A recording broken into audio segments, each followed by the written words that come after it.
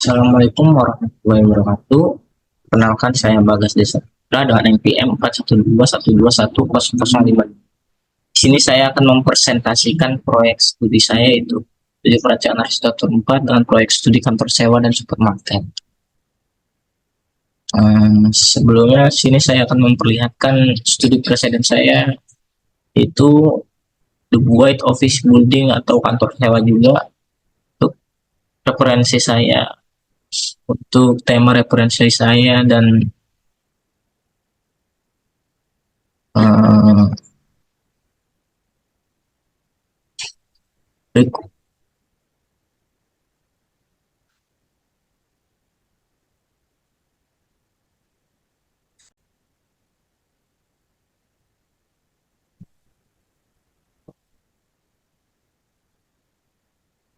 Assalamualaikum warahmatullahi wabarakatuh.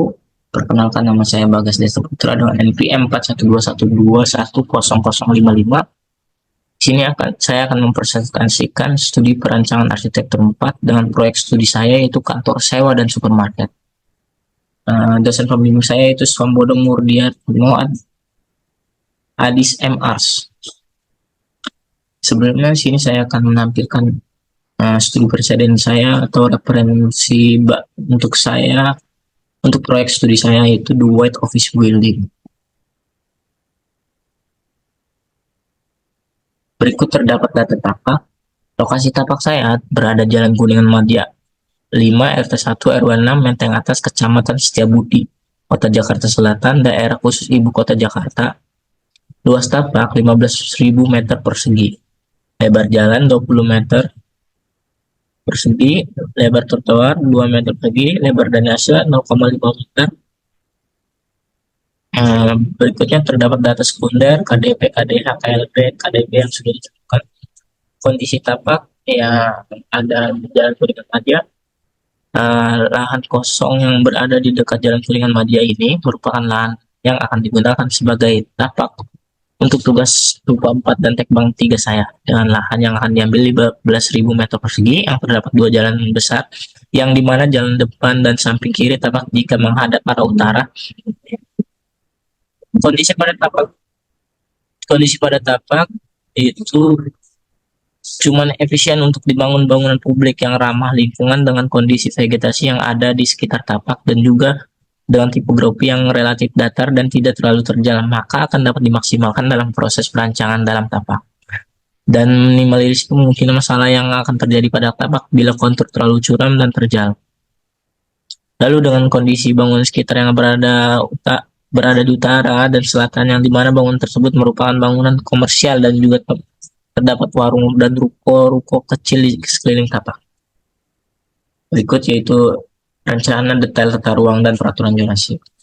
Untuk zonanya itu zona K bisa dibangun kantor sewa. Berikut peraturan lokasi perencanaan. Termasuk zona K yaitu perdagangan dan jasa. Zona K1 ini perdagangan dan jasa skala kota. Diizinkan untuk bangunan multifungsi mixed use, bisa untuk pusat perbelanjaan, toko, swalayan, pasar rakyat, dan apartemen hotel, service apartemen, kondominium hotel dengan kategori bersyarat dan terbatas. Data lingkungan sekitar tapak dan data potensi sirkular lebar jalan. Analisis iklim yaitu tapak akan terkena sinar matahari pada pukul 7 hingga 17.00 siang hari. Hal ini dikarenakan bangunan di sekitar tapak tidak menutupi karena bangunan berjarakan cukup jauh dan juga tidak terlalu tinggi pada bagian sisi timur dan barat. Analisis matahari, maka dari itu perlu ditanami vegetasi pada samping bagian barat dan timur pada tapak untuk mengolah panasnya cahaya, bisa menggunakan panel surya atau solar panel sebagai energi alternatifnya.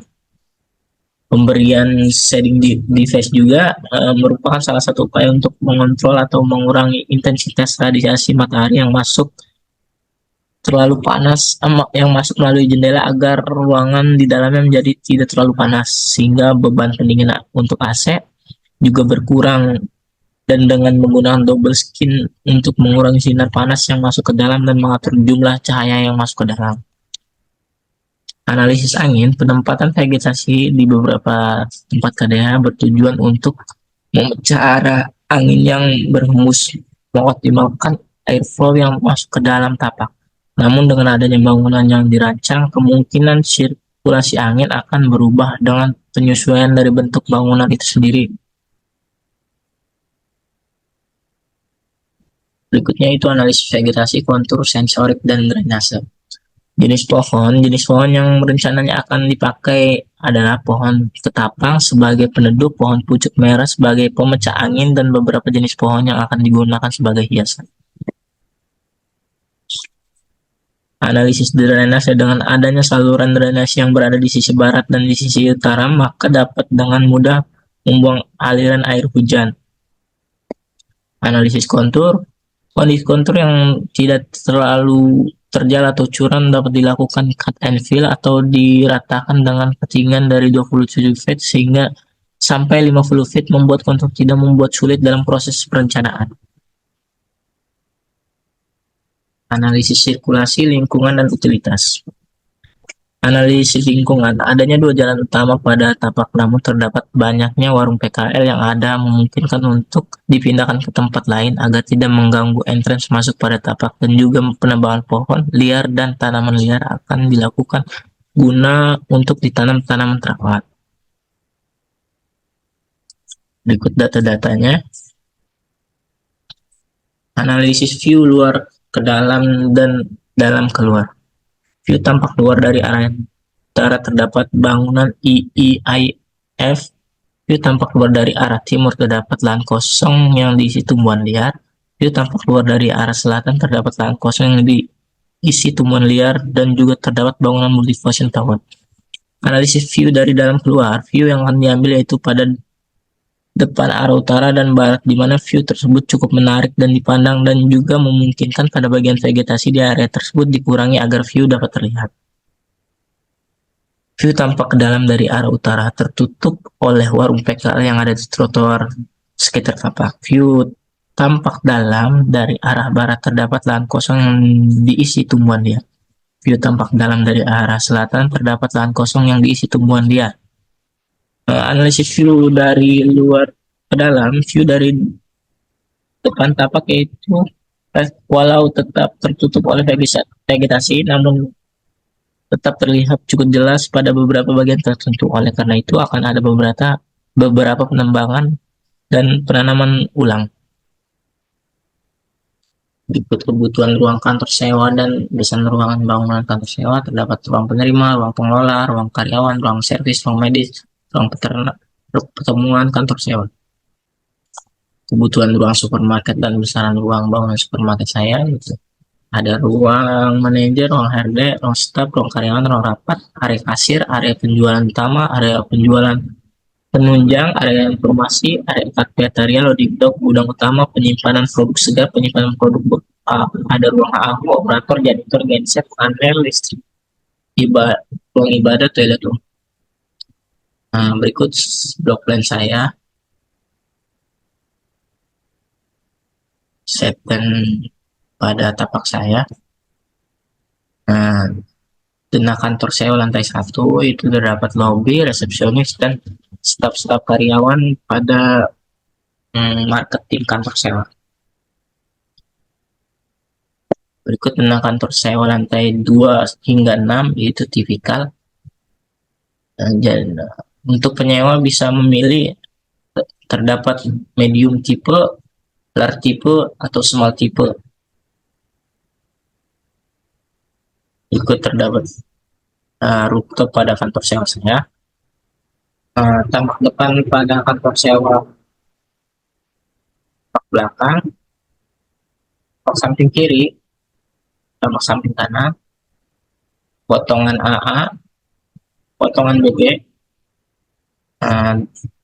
Berikut yaitu detail arsitektur. Saya mengambil detail arsitektur pada fasad saya, itu terdapat kayu-kayu untuk memecah cahaya matahari.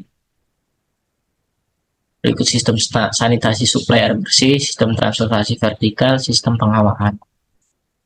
Untuk potongan tapak AA saya, potongan tapak BB, Dan berikut yaitu perspektif rendering kantor sewa saya atau rental office. Untuk bangunan supermarket saya itu dia lanjutkan pada tekbang 3 saya, pada mata kuliah tekbang 3 saya. Uh, Cukup sekian dari saya. Terima kasih. Wassalamualaikum warahmatullahi wabarakatuh.